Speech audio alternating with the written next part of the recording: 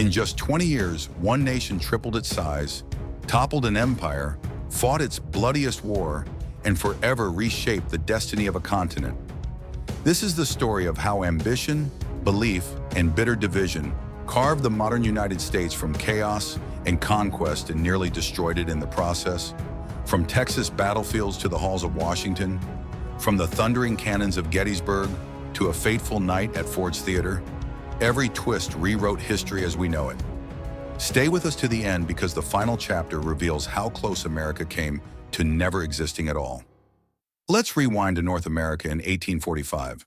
The map looked a lot different than it does today. The continent was carved up between four powers: the United States, the Republic of Mexico, the British Empire, and yes, the independent Republic of Texas. Just a year later, in 1846, everything began to shift. After a decade of hesitation, the United States finally annexed Texas. Mexico wasn't happy. You see, Texas had broken away from Mexico a few years earlier, and both Mexico and Texas claimed the same swath of contested land. Now that Texas was part of the U.S., those claims became America's claims too. President James K. Polk, eager to expand the nation, sent troops to the disputed border. As he had hoped, conflict erupted. War broke out.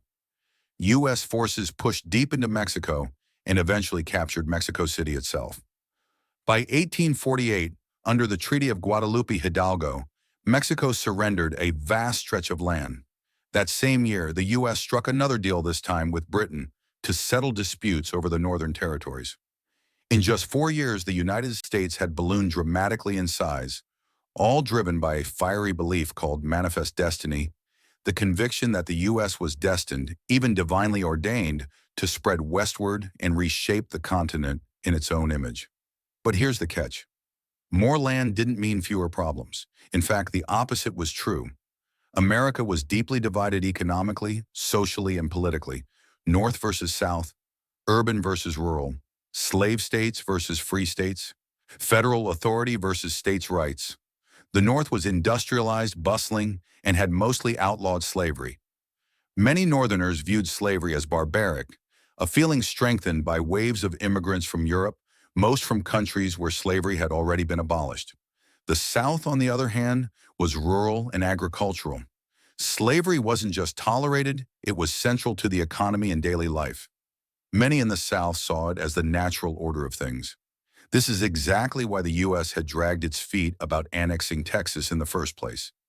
Each U.S. state had the same number of senators, and the country had maintained a careful balance between slave states and free states.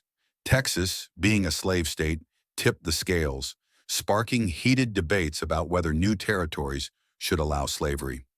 Enter David Wilmot. He proposed the Wilmot Proviso, aiming to ban slavery in any territory taken from Mexico. It didn't pass. On the flip side, Senator Jefferson Davis of Mississippi argued that the new lands should not only allow slavery, but that the U.S. should also annex Cuba. Somewhere in between was Stephen Douglas, who suggested popular sovereignty, letting the people of each new state decide for themselves. All of this led to the Compromise of 1850. Here's what it did. California was admitted as a free state. New territories in the South could choose whether or not to allow slavery, and controversially, it introduced a new fugitive slave law requiring citizens, even in free states, to return escaped slaves to their owners. This infuriated many Northerners, who now found themselves complicit in upholding slavery. A few years later, in 1853, the U.S. bought one last strip of land from Mexico, the Gadsden Purchase, securing what we now recognize as the modern-day contiguous United States. Throughout the 1850s, anti-slavery sentiment surged. Figures like New York's William Seward and the fiery abolitionist John Brown became prominent voices against the institution. Then came the Kansas-Nebraska Act of 1854, which opened these territories to settlement and let settlers decide on slavery. Both pro-slavery and anti-slavery supporters rushed into Kansas, leading to a violent clash known as Bleeding Kansas. In 1856, President James Buchanan, a pro-slavery Democrat, won re-election, but this time he faced a formidable new opponent, the anti-slavery Republican Party, which dominated the North. Then in 1857 came a pivotal Supreme Court case, Dred Scott versus Sanford. Dred Scott, a slave, argued that because he had lived in a free state, Illinois, he should be free. The court not only denied his claim but declared that black people could not be U.S. citizens and had no rights the government needed to protect. The ruling outraged abolitionists. In 1858, the Republicans challenged Stephen Douglas for his Senate seat by running a relatively unknown lawyer named Abraham Lincoln. Douglas won, but the debates between the two skyrocketed Lincoln's national profile and positioned him as a leading voice against slavery. Things only got worse. In 1859, John Brown led a raid on the federal arsenal at Harper's Ferry, intending to arm slaves and spark a rebellion. It failed. Brown was captured and hanged. North and South now stared at each other with open hostility. The South even began whispering of secession. The tipping point came in 1860. Lincoln was nominated as the Republican presidential candidate. The fractured Democratic Party split. Southern Democrats chose John Breckinridge, and Northern Democrats picked Stephen Douglas. With the vote divided, Lincoln won. Though Lincoln promised not to interfere with slavery where it already existed, Southern states didn't trust him. Before he even took office, South Carolina seceded. Within months, other states followed, including Texas, despite only being part of the Union for about 5 minutes. They formed the Confederate States of America under Jefferson Davis. In early 1861, South Carolina demanded that U.S. troops leave Fort Sumter. The federal government refused. On April 12, 1861, Confederate forces attacked the fort and captured it the next day. The American Civil War had begun. By July, more states had joined the Confederacy. As the war began, both sides reached for the Declaration of Independence to justify their cause. The Union emphasized all men are created equal, while the Confederacy championed the right to abolish unjust governments, arguing the Union had failed to protect their property, meaning slaves.